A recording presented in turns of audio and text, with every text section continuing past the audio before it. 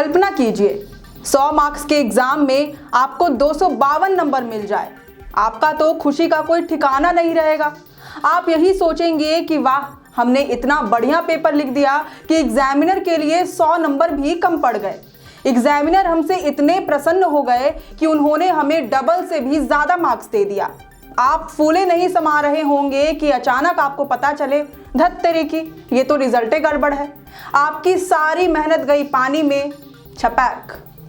दरअसल हम बात कर रहे हैं झारखंड में हाल ही में संपन्न हुए पीजीटी भर्ती परीक्षा 2023 की, जिसमें कई तरह की गड़बड़ियां सामने आ रही हैं। पहले तो ये एग्जाम ही इतना विवाद भरा रहा, उसके बाद इसकी नियुक्ति प्रक्रिया भी सवालों से घिरी रही। अब इसके रिजल्ट पर भी सवाल खड़े होने शुरू हो गए हैं।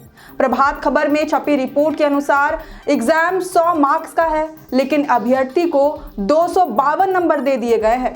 वहीं 78 क्वेश्चन के सही आंसर देने वाले अभ्यर्थी को 156 की जगह 88 नंबर दे दिए गए हैं और अयोग्य घोषित कर दिया गया है। जबकि जेएसएससी के फाइनल आंसर में भी 78 प्रश्नों का जवाब सही दिखाया गया है। इसी तरह एक अभ्यर्थी को 2 स्कोर कार्ड मिले। जेएसएससी के वेबसाइट से डाउनलोड किए गए स्कोर कार्ड में पेपर 1 में 100 मार्क्स की परीक्षा में 180 अंक दर्शाए गए हैं, जबकि दूसरे पेपर की जांच नहीं की गई है। शिकायत के बाद जब दूसरा स्कोर कार्ड मिला तो इसमें पहले पेपर में 57 नंबर है और दूसरे पेपर में 168 नंबर और क्वालिफाइड दिखाया गया है। जेएसएससी के वेबसाइट पर जारी मार्कशीट से इन गड़बड़ियों की पुष्टि हो रही है। ऐसे में तो एक बात बिल्कुल सही लगती है, झारखंड में एग्जाम हो और घोटाला ना हो, ऐसा हो कैसे सकता है। एक तो एग्जाम समय पर कंडक्ट नहीं कराए जाते, इसके बाद परीक्षा के लिए तारीख पर तारीख दे दी जाती है। इसके बावजूद जब परीक्षा होती है तो पेपर लीक होने का पता चल जाता है, और इन सब के बावजूद जब एग्जाम कंडक्ट करा लिए जाते हैं तो पता चलता है कि रिजल्ट में गड़बड़ी है। इन गड़बड़ियों को लेकर अभ्यर्थियों ने झारखंड हाईकोर्ट का रुख किया है। इसके खिलाफ याचिका दायर की है। पूर्व में सुनवाई करते हुए हाईकोर्ट ने इस मामले में राज्य सरकार और जेएसएससी को जवाब दायर करने को कहा था।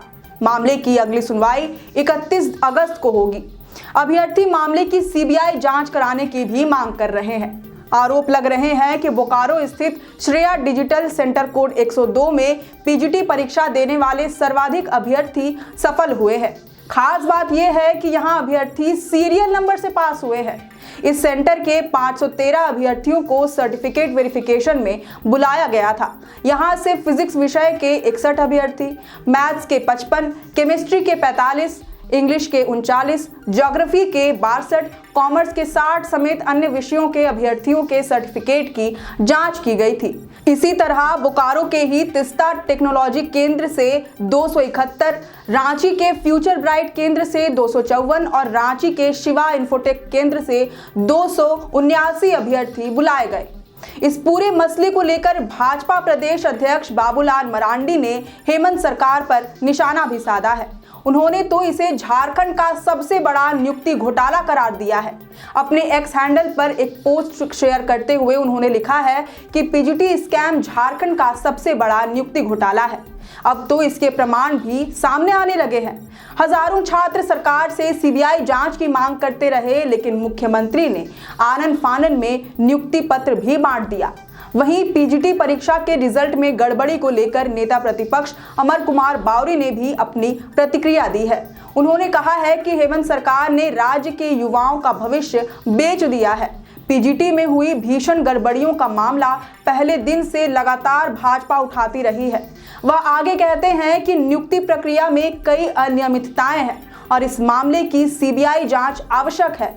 इस तरह से देखें तो राज्य में परीक्षा को लेकर एक बार फिर से सियासत गर्मा गई है और छात्रों के भविष्य पर एक बार फिर से अंधेरा छा गया है। अब इस खबर पर आपकी क्या राय है, ये हमें कमेंट करके जरूर बताएं। अगर आपको ये वीडियो पसंद आया हो तो इसे जरूर से लाइक और शेयर करें। हमारे चैनल लोकतंत्र 19 को फेसबुक पर फॉलो और यूट्यूब पर सब्सक्राइब करना ना भूलें। हमारा एक और चैनल है द ग्राम सभा, उसे भी जरूर से फॉलो और सब्सक्राइब कर लें। फिलहाल लेते हैं अलविदा, जोहार।